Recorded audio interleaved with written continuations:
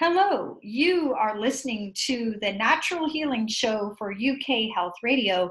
I'm your host, Catherine Carrigan, medical intuitive healer and Amazon #1 best-selling author. You can find out more about me and my work at catherinecarrigan.com and unlimitedenergynow.com. While you're there, definitely sign up for my newsletter so you can learn even more about how you can heal yourself naturally. Now, our guest today is a very good friend of mine, Lynne Cockrum Murphy. Lynne is an intuitive consultant, healer, and author living in Phoenix, Arizona. And we're going to be talking with her today about her fourth book, A Journey with Matthew. And I'm going to get her to talk about how that name Matthew is spelled, because if you Google it, it's not Matthew like the way you usually think of it. Now, her 3 previous books include Stronger at the Broken Places, Heuristic Inquiry, Living Hope, and Unfolding the Mystery of Self. Lynne Cockrum Murphy is a fellow Amazon #1 best-selling author. Welcome, Lynne Cockrum Murphy. Thank you, Catherine. I appreciate you having me on, and I enjoy speaking about my books and speaking with your readers or listeners. Now, you can find out more about Lynne and her wonderful work at lynnecockrummurphy.com. So that's LYNNE, Cockrum, COCKRUM-Murphy.com. All right, so first of all, how do you spell Matthew in your book, A Journey with Matthew? Because if our listeners want to rush out and buy this book, they're not going to find it spelled like Matthew spelled in the Bible. That's true. It is Matthew, Matityahu.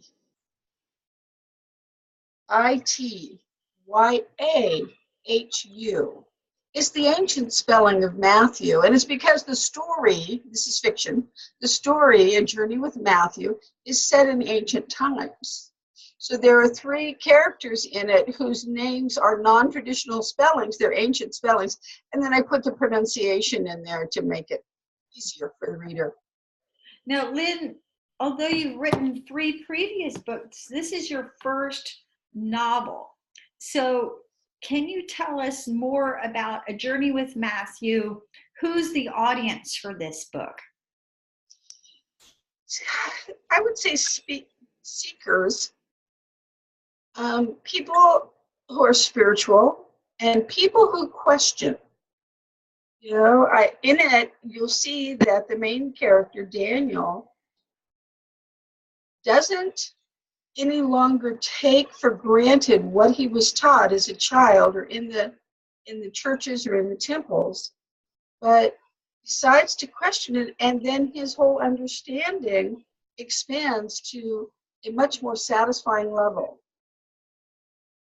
Now, that's interesting. Now, you and I both practice natural healing as a profession. Why did you decide to write a novel? It wasn't a conscious decision. I'm one of those people that I write, I ask for inspiration, and I write, and I just let it flow through me. And so with this book, I'm writing away, and then I'm like, oh my gosh, it's fiction. It's a novel. Who knew I was going to go there? So here it is. Now, why did you write this book? There appears to be several books in me. And this is the first in the series of A Journey with Matthew. So this one is Awakening, and there will be 2 more to follow. And I will get the first one out hopefully early next year. Well, that'd be book 2 early next year, and then the other one towards the end of the year. Because I think that readers, when they get involved in a good story, they don't want to wait a terribly long time for the next book. Now, I know, Lynne, you practice and teach theta healing. So what does this book, A Journey with Matthew, have to do with natural healing? In it, Daniel witnesses, with no fanfare, Matthew heal. And he heals a middle-aged gentleman who's on his wagon going down the road. And he just witnesses this, and then he starts asking Matthew questions. And as Matthew reveals more about how this process works through him, Daniel starts trying these things out. So it is a lot like theta healing in that it isn't anything magical or technical that you do. It is spirit moving through you that heals. It's connecting with source. You know, that's so interesting because when I go to church, and I know that a lot of our listeners have a spiritual practice of some kind, and recently when I've been in church, the Bible readings have had to do with the way that Jesus healed. And yesterday, the reading was about Jesus raising Lazarus from the dead. And so if you look at even the Bible uses stories and parables to teach us important principles. And, you know, you and I can write nonfiction books and we can say, do this, do that, or think this and don't think that. But I think stories are so powerful, they capture our imagination. And so what did your character Daniel learn from the character Matthew about the process of natural healing? He learns that you do connect with source, creator, God, whatever your term is for that, and you let that connection bring the energy to you, and it can flow through you. That's one way. But the other way is just by requesting from source that this healing occur, and then seeing in your mind's eye that person healed, not broken, not in the process of healing, seeing them whole and complete, and then it is so. You know, Lynne, you just brought up several principles that I 110% agree with and that I also practice. So let's sort of break them down. The first is the practice of praying, right? And I myself have mastered many forms of natural healing. And I know when I studied Thai yoga body massage and Thai yoga body work, they talk about the prayer and they say, you know, before you even put your hands on anyone, if you say the prayer, the healing is done. And when we practice Reiki, you know, which is a form of hands-on healing, you say a prayer, you ask that your Reiki masters and the person's Reiki masters be there, and you ask that the healing be done, you know, and that the healing energy flow through you, right? And that not only that the person be healed, but the healing that you're practicing bring peace to everyone in your consciousness, right? Mm-hmm. And then you also talked about the practice of channeling energy, because I think when we practice energy healing, if you use your personal chi yourself, you're going to get drained. And so it's very crucial that when we learn natural healing, that we learn to actually channel energy. Wouldn't you agree? That's very important. I remember when I learned that, and one of the times that I didn't do it correctly, and I about fell down. Absolutely. I can remember when I was a baby healer, I remember working on someone, and I'm not even sure that the person realized what had happened. And I remember I was scheduled to go on vacation, but I was so exhausted after that session that I sat in a chair and drank water for 2 days. And I remember praying to God and saying, I'm willing to serve you, but not at this expense. And so I had to learn more about how to do a better job of channeling the energy, right? And now with the theta healing, go into the theta brainwave state. So you're really slowing down your brain as if you're asleep, but you're totally present.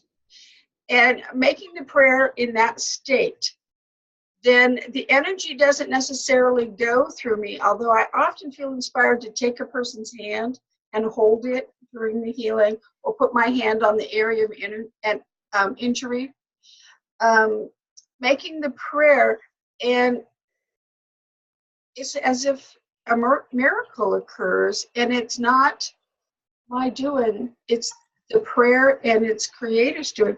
But I think it has to do with that oneness that we all are, and that when you tap into and see yourself as part of source, then source easily works through you. And if the other person is really ready for that healing, because people will say they want a healing, but sometimes there's another level of resistance or there's a purpose in the illness. So that can block it. But the rest of the time it's like, bam, and it is so. And if it doesn't happen like that, then I use theta healing or other methods to release the block so the person can receive. Yes, and you also talked about something really important, which is resistance. And we who practice natural healing, if we're trying to use our personal chi to force everybody else to be healthier, that doesn't work either.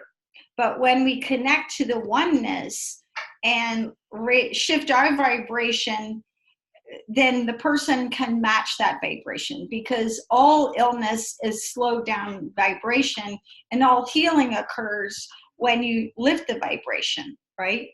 So that's why a person can get better in the presence of unconditional love and in the presence of high vibratory energies. Yeah, I think that's one of the reasons why I want to hold their hand sometimes, is to my cells speak to their cells.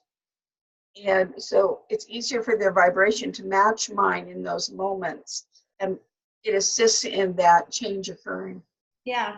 I know for myself, a lot of times when I'm practicing energy healing, I will say to the body and the soul, remember what it feels like to be healthy, and show me that.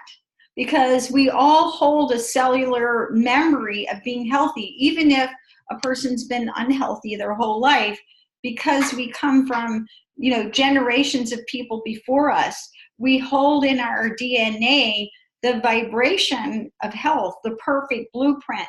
And when we encourage the body to express that, then the person can be radiantly healthy. Mm-hmm. And, well said. yeah, and then you were also talking about visualization, because sometimes people cannot see themselves being happy or healthy, but we can see it for them. And we, right? And we can help the person create that vision for themselves. Mm-hmm.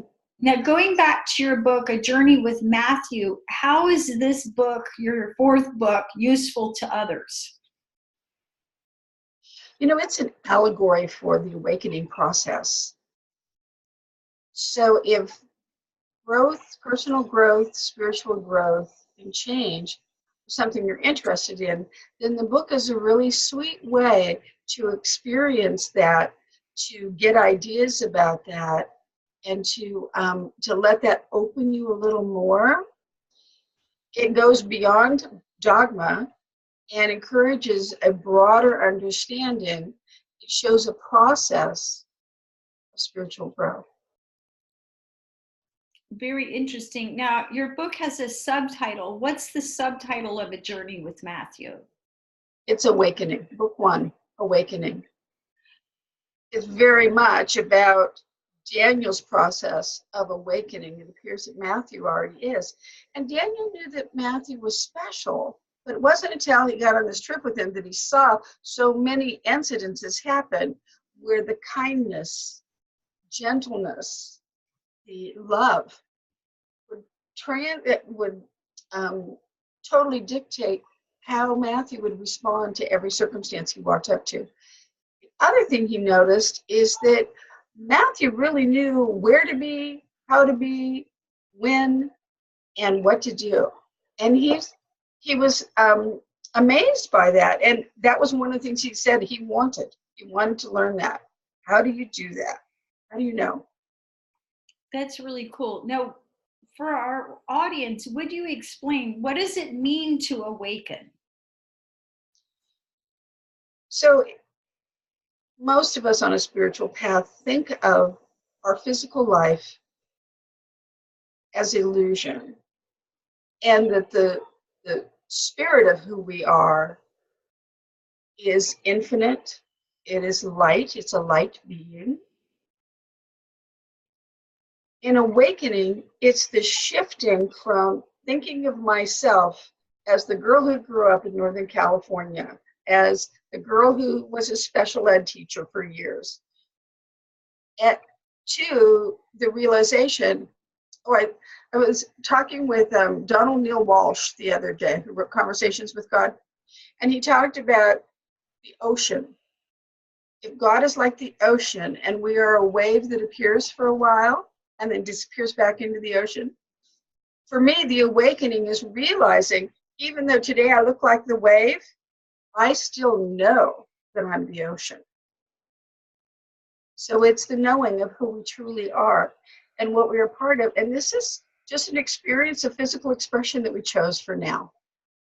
Now, what does the process of awakening have to do with natural healing, do you think?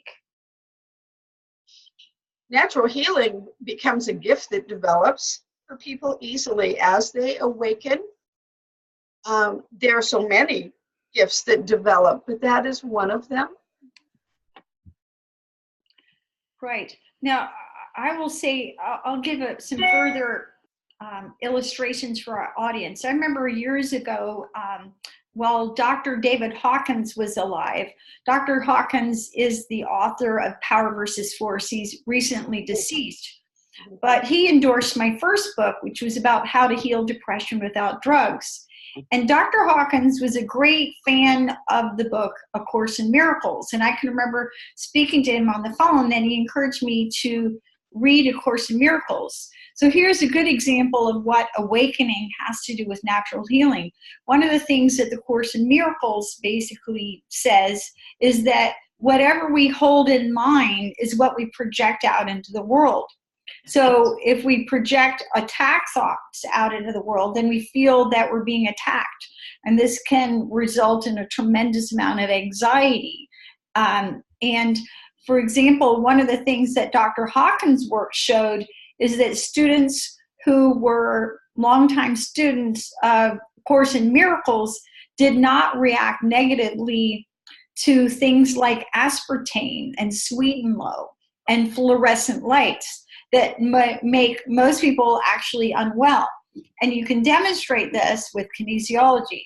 So when you're holding in mind this oneness and this realization that you're a soul who has a body, then you're less vulnerable to all sorts of stimuli that make most people unwell. So do you have any examples from your own practice about how awakening helps our natural healing? With practicing a spiritual practice, the gradual transition from, let's say, asleep to awake means that you develop a lot of abilities. One's intuition, the awareness while asleep. And for me, as I practice these things, then I've seen healings like, for myself, I was diagnosed with Fuchs dystrophy, which is an eye disorder that causes the need for corneal replacement. And so my doctor said, in 5 years, you're going to need to have your corneas replaced.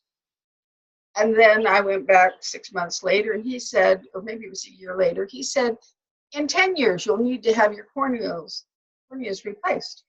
Okay. And I kept doing the healing methods that I was doing. And then the last time I saw him, he said, I don't know why you're bringing that up anymore. You don't have that. And so I haven't gone back to that doctor. No other eye doctor has brought it up. So my point is that as we advance in our awakening and grow spiritually, our abilities, our possibilities are amazing. So that was just a real concrete example that I had of how it worked in my life.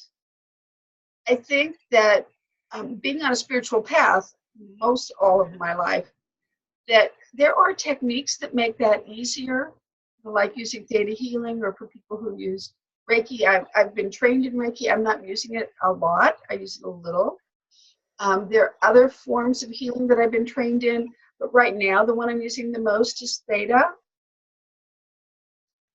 Just seems that the awakening process is happening for most everyone. I suppose that there are people that I don't hang out with that it isn't happening for. I don't know. But in it, I see people becoming intuitive who wouldn't have claimed that 10 years ago. I see young people who come to me who take it for granted that they're intuitive. That's really fun. So I think that this is one of the ways the world is changing post 2012. Right. Now, here's another example for our audience. So follow me, if you will. So the way I see it, when I'm doing a medical intuitive reading, I see 5 levels of the body. So there's the physical body, you know what that is, your bones, your organs, your blood, your lymph.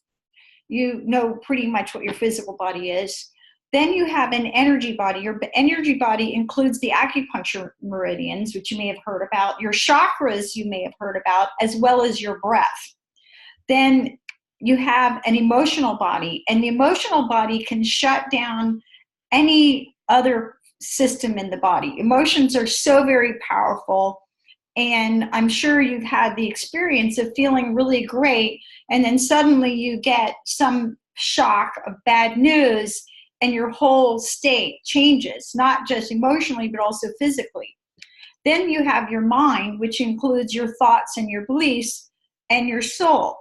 So the thing to understand is that your soul controls your mind controls your emotions control your energy, and your energy body controls your physical body. So Dr. Hawkins talked about this, and he referred to this as levels of power. So in Dr. Hawkins' system, your soul level would be level of consciousness 600 is level of enlightenment. Your mind is a level of 400, and your emotional level depends on what emotions you're expressing at any time. Your energy, again, can vary dramatically. We've all experienced that. And your physical level physical body actually resonates at the level of 100. So bottom line, your soul is the most powerful level to work on. So as a healer, when I'm working with someone on resolving karma, on understanding past life vows and clearing past life vows, and on clearing wounded spirit and other dis-eases or imbalances on this soul level, then what happens is all these other levels get better. Your mind relaxes and clears, you change your outlook, you change your beliefs, your emotions become less disturbed, your energy becomes more even, and your physical body responds correspondingly. And so it's my experience that as we do the inner work on our spiritual level, that all the other levels experience natural healing at the same time. Can you give us any examples, Lynne, from your own practice with theta healing? So you were talking about changing things at the soul level, and one of the things that I do when it's necessary is talk to a person's higher self, give the higher self some information, and ask if it will assist us in creating a change for a person. That works very well.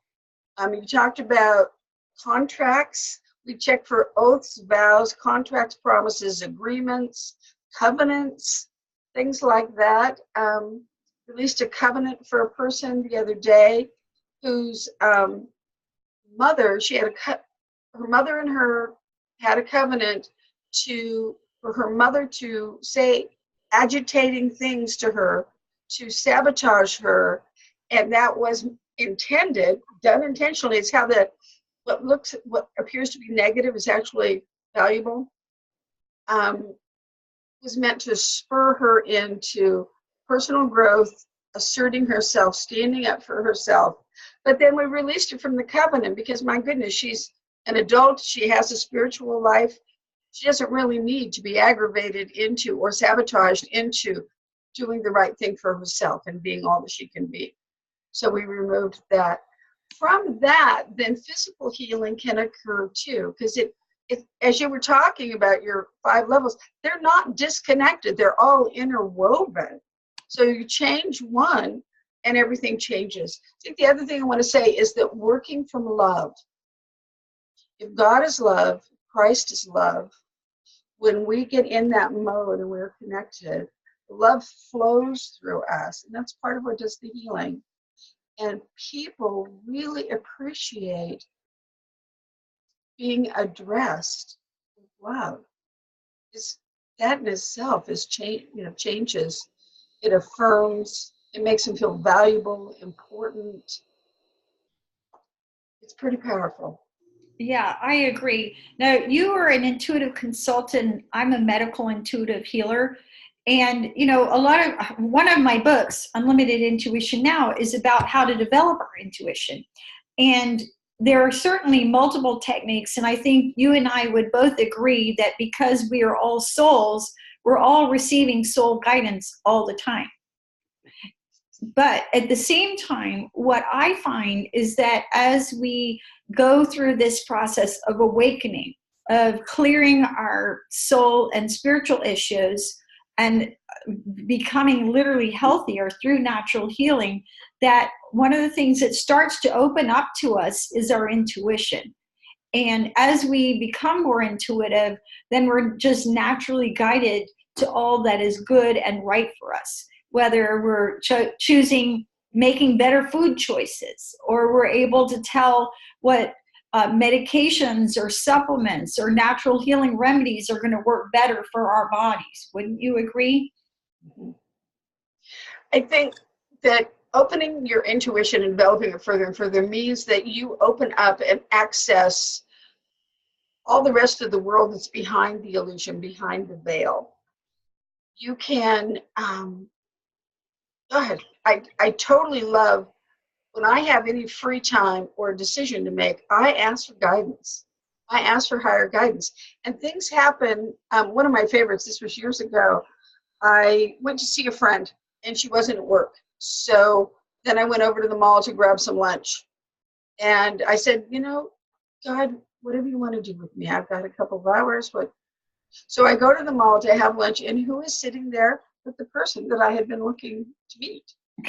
She just happened to be not at work, but at the mall instead. So when you live that way, then the phone calls come, and you know who it is before you pick it up.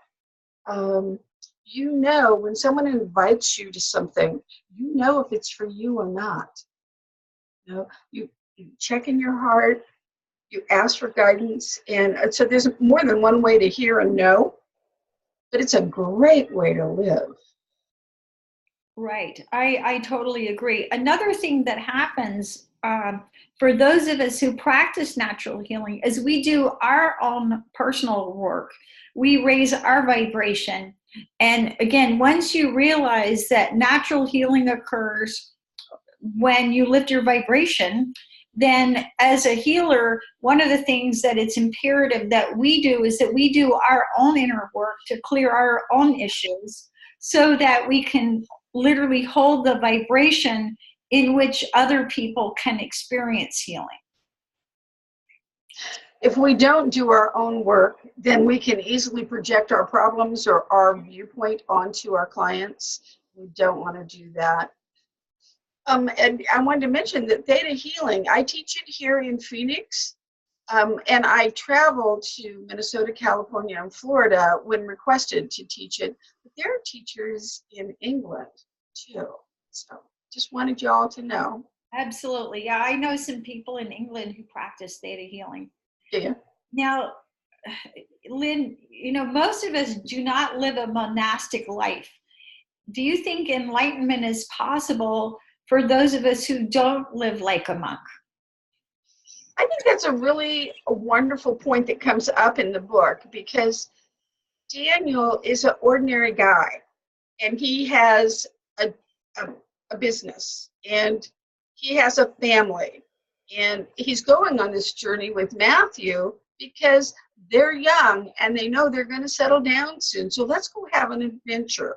It's just that the adventure is totally internal, much more than external. I mean, there's some cool stuff that happens on the road for them, but it's mostly internal. The other thing that happens is he had learned what he was taught in temple, but he didn't have a spiritual love of God. He didn't have a spiritual practice that opened him up. And then when he asks Matthew, how is it that you know this? Or what Matthew guides him to do is to sit quietly, to be in that space inside. And he explains how to do that. Be in that space inside that's behind your thoughts. It's between your thoughts. How to be the observer of your thoughts and realize you're not your thoughts. So he walks him through that process. And Daniel's very devout, like, I got to do this. I'm going to practice this. And then he sees that he starts having knowing and awareness also. Yeah, and the other thing is that when we think about a miracle is basically just a shift in consciousness. It's like looking at things from a totally different perspective. And that can happen at any time in our ordinary lives. Wouldn't you agree? Those shifts, I like that there's a lot of people in the New Age movement, or whatever you want to call it, that talk about the shift. Because that's how I usually experience it, that I was thinking this, and then, I realize it's much different, it's bigger, it's deeper. Yeah, that shift. Right. And when we look at things from that broader perspective, then there's purpose and meaning even behind great illness and great suffering. And I'm always encouraging my clients, if you are experiencing illness and disease, get to the lesson. Figure out the lesson as soon as possible so that you can understand what this is about for you and shift your perspective so that you don't need the illness or suffering indefinitely. Just get the lesson and move out of it. I had to do a lot of that with my first book, Live in Hope, because so many awful things happened when I was young. And I was like, why is life like this? I totally feel like I'm just blown about by the winds of life, and stuff happens, and I can't live like this. And it caused me to question. In this book, I encourage questioning. It caused me to question and find answers to why we suffer, why there's negativity, why bad things happen. And I discovered often it's karma, but often it's also so that you'll be provoked to move into a new direction and grow, or to release something that doesn't serve you. Right. I was talking earlier about how one of my favorite quotes by Rumi and then picked up by Leonard Cohen is, there's a crack in everything, and that's how the light gets in. Yeah. So sometimes we think, why do I have this illness? Why did I suddenly get diagnosed with this disease? Well, that's because that's how the light is supposed to get into you. Right? I'm working with a woman that we were looking at, why does she have cancer? And what she did, as soon as she realized that she had cancer, she started her spiritual path at that point. Because before that, she considered herself a party girl. But when she realized that her life was going to be on the line, she looked at, what do I want? Why am I here? Just opened up. And so she's one of those people that she sees little signs, little miracles, and the angels speaking to her almost every day. Every time she asks a question, books fall off of the library shelves into her hands. It's beautiful what she's done with her illness. Now, will you summarize for our audience your 3 previous books, Stronger at the Broken Places, Heuristic Inquiry? What's that one about? This was, when I did my doctorate, this was the book that came out of that. You have to write a dissertation. But this company in Germany picked it up and published it, because they like to publish educational materials. So it is about my story, my experience, what I gleaned from it, and how I use that as a model for schools that help kids develop resilience. So it's a lot about resilience too. Then I took part of that book and then blew it up into my full story of my life, and how those traumas early in life set me up to decide, do I want to perpetuate a dysfunctional family, a dysfunctional life, because there's alcoholism in my family, amongst other problems. What am I going to do with that? And I used it as an impetus to create the life that I have, which is not dysfunctional. It is very, you talk about purpose and meaning. That's a lot of what came out of the resilience study, is if you have purpose and meaning in your life flows, and it brings goodness to others besides yourself. Unfolding the Mystery is about spiritual development and healing. There's a whole section with 5 chapters on healing. But it's also about the illusion. And there's so much in here. I refer to it all the time with people. It's about, do you need to have a master? Do you need to have a guru? Do you need to be with one church? Can you go your own way? So it gives lots of encouragement for that. And then this is the one where I do it through a story. And it's opening up the process so that you can copy the parts that you want. So your latest book, A Journey with Matthew. Now, Lynne Cockrum Murphy, how has your personal health shifted as a result of your own process of awakening? Well, one of the things is I sleep well. And I did not sleep well when I was young. It was very hard to get to sleep. And now, within minutes of getting into the bed, I am out. I do tend to wake up at 3 a.m., but that's not about my health. That's a perfect time for prayer and meditation and talking to God, or maybe writing in my journal and writing down new ideas. So that would be my most obvious one, is in my sleep. Yeah, I would say that in the middle of the night when I get woken up, I'm usually supposed to talk to my angels. So I bring my journal out and I write down what my angels say to me. Mm-hmm. Yeah, I think everyone should keep either a journal or a dream journal by the bed. Now, in your new book, your 4th book, A Journey with Matthew, you use words like source, creator, and consciousness as if they were interchangeable with God. Why is that?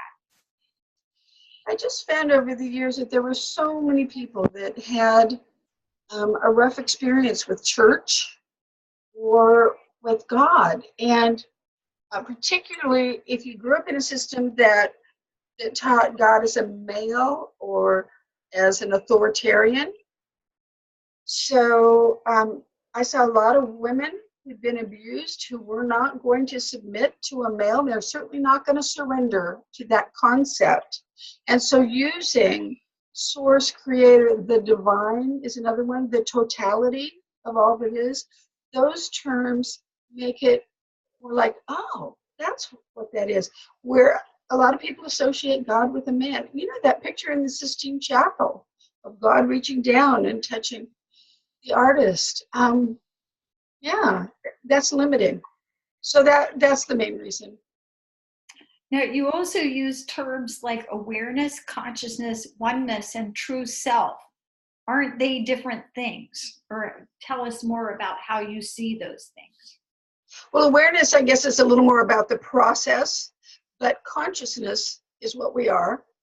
True self is what we are. And for me, it was like getting away from the illusion that my personality was, and my life experiences were the most important thing. I think the true self, the light that I am, whether I'm in body or out of body, that's true self.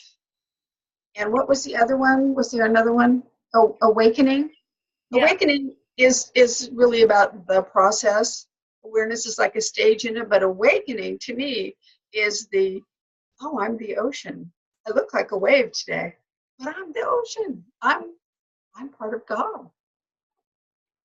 Now, Lynne Cockrum Murphy, I know that you're an intuitive consultant. How do you get your messages?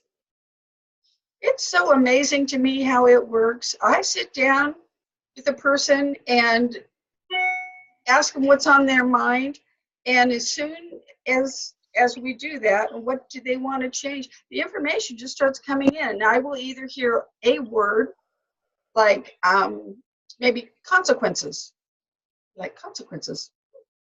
So have you been experiencing a lot of consequences? I just let myself totally be guided. I listen to them for, in talking about it, is there a pattern that I'm seeing? Is there a belief that's blocking them? People often don't realize that the way they see the world is framed by their beliefs, right? And so if we can change one of those beliefs, then their view of the world changes and their world experience then changes. So it comes in. Sometimes I'll make a conscious moment where I stop and I'll close my eyes and I'll really go up and connect. So I'm really deeply connected in theta, so that I know that the information I'm getting is the highest truth. Because I don't want to always just work for my higher self, which is wise, or even their higher self. I want to know the truth through God, so that whatever change we create for that person is the highest and best. The other thing is, we were talking earlier about something, and I thought about free will. All of this is with free will. So we don't change anything for a person without their permission, right? So that, I just think that's really important to bring up. Now, Lynne Cockrum Murphy, what exactly is a spiritual practice, and how can our spiritual practices of, say, meditation and prayer help us with natural healing? For me, my spiritual practice is meditation, prayer, which goes on all day, journaling, and reading, studying, listening to others. But it's different for other people, because I have a friend who's she climbs mountains. She likes to be out in nature, and she runs on trails. That she has visions sometimes of white wolves running alongside her. So her path is different, and yet it's a spiritual path, and it works. A lot of people like shamanism, and that path works for them. And yet I have another friend who was a metaphysical student with me at one time, and now she's in the Catholic Church. And it's the more mystical part of the church, but that's what works for her. So it doesn't matter, and I bring that up in A Journey with Matthew, is it doesn't matter which spiritual path you take, as long as it feeds your soul, warms your heart, and moves you along. I also stressed in Unfolding the Mystery of Self that you don't have to have a church. You can do your own thing. And I know I've done that most of my life. I just recently connected with a church that is a New Thought church that really works for me. They speak former language. And then how does it connect with natural healing? The more that we are awake and aware, the more that natural healing can come through us, but also the ideas can come to us. So I attracted a doctor into my life some years ago because of the people I hung out with. And he had not only just what I needed at that time. He's an MD, but he's also a naturopath. And so when my friend has cancer recently, I was able to send her to him, and she got the guidance that she needed. That's because being awake, living the practice, allowing the healing to come in whatever form it's going to come in. Yes, well said. And what I'll say also is that as we practice prayer, meditation, being in nature, Yara Groetti, who helps me with the Natural Healing Show, her spiritual practice is actually helping the woodlands and helping save trees in England and all over the world.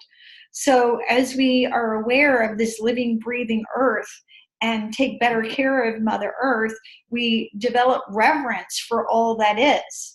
And we find peace inside ourselves. And that's the vibration that we share, which helps us to be calmer and happier. And that's the vibration that we contribute to everyone around us. Now, Lynne Cockrum Murphy, your new book, um, A Journey with Matthew, Awakening. Any final thoughts for our audience? Well, I was thinking I'm doing a 30-minute webinar this week on talking with or hearing your angels and your guides. And I'm doing it through Zoom. And if you want to connect with me, go to my Facebook page, Lynne Cockrum Murphy. Get connected with either my business page or my personal page, and you'll see I have a group called Awakening Healers. And if you join that group, then you'll see what's coming up. I have a class coming in January based on A Journey with Matthew. It's a 5-week class, and it will be through Zoom, so people can connect with that if they would like. You can buy the book, of course, and allow yourself to be guided by it. But I thought people might want to connect with me personally. I also do theta healing with people over the phone or in Zoom or Skype or in person. So I just wanted to put that out there. So you've been listening to Lynne Cockrum Murphy, author of the new book, A Journey with Matthew. And this is Catherine Carrigan, medical intuitive healer, Amazon #1 best-selling author. And remember, when you take the time to develop a spiritual practice, you develop inner peace inside yourself, and that has a profound effect on your total well-being. And that's the essence of natural healing. Visit my website at catherinecarrigan.com while you're there. Sign up for my newsletter so you can learn even more about how you can be healthy naturally. Visiting catherinecarrigan.com and unlimitedenergynow.com. Thank you so much for listening, and we'll see you next time.